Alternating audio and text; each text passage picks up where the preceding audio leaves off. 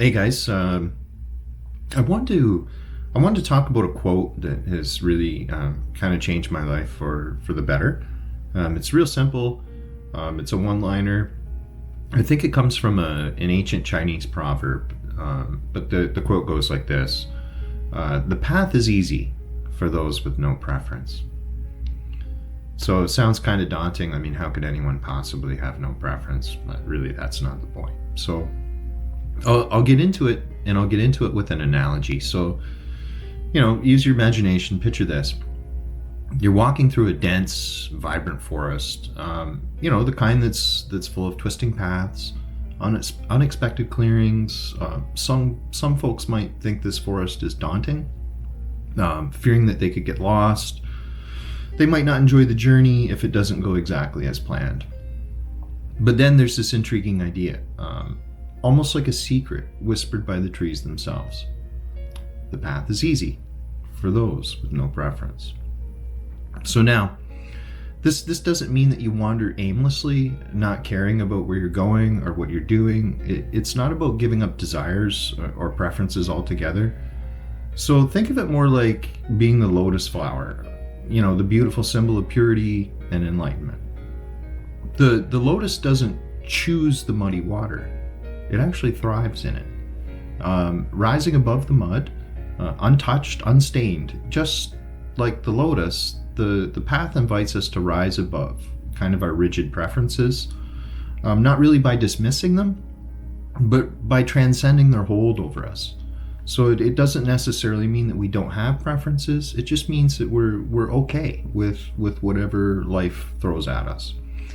So imagine you're in that forest and you come to a fork in the path. One way looks sunny and clear, and the other is kind of shadowy and mysterious. You're not really sure what's there. So if you're fixed on only walking the sunny paths, you actually might miss extreme wonders hidden in the shadows. But if you move forward with curiosity, without a strong preference for one or the other, every step actually becomes an adventure. Every path leads to a new discovery. I mean, even if it's suffering. So this wisdom is echoed in the timeless verses of the Gita, the Bhagavad Gita, where Lord Krishna advises Arjuna to perform his duty. And if you haven't read the Bhagavad Gita, I would really suggest you read it. It is absolutely epic, and it is really a page turner. So Arjuna to perform his duty without attachment, and without attachment to the outcomes. So it's about doing your best, fully engaged in the moment, yet detached from the fruits of your action. And that's the key. Detached from the fruits of your actions. So whatever you're doing, are you doing it, to be your purpose, or are you doing it for money? Are you doing it for gratitude? Are you doing it for people to look at you and say, wow, what an amazing person that is?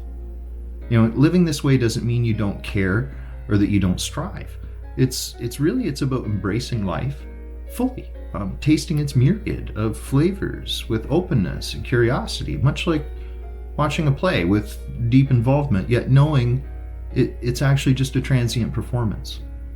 So you're engaged, you're present, but you're actually not tied down to the actual script of life. It's like being a sailor, like navigating, an unpredictable ocean. Sure, you have your preferences. Everyone loves smooth sailing under a clear sky, but when storms come, as they do inevitably always, your peace isn't shattered. It's not shattered completely from that. You understand that the true journey is actually internal, navigating the waves of your own mind with skill and grace. So, I mean, when we say the path is easy for those with no preference, we're really talking about a profound way of engaging with the world. It's a journey of mindfulness where each step, each breath is an act of serene acceptance of the unfolding tapestry of life. So you learn to find peace not by controlling the external world, but by mastering the internal one. In this state, life's many paths just open up. Each one an opportunity to explore its depths and of your own being. where true peace and enlightenment lie. So when we look at this external world and we're always saying, oh, I wish it was this, or I wish it was that, or, I wish that didn't happen, or I wish this could happen, just go inward and find out what's making you be like that. And then before you know it, the path may be easy for you as well. Anyway, I just thought it was a cool concept and, thought you guys might want to hear. Thanks for listening.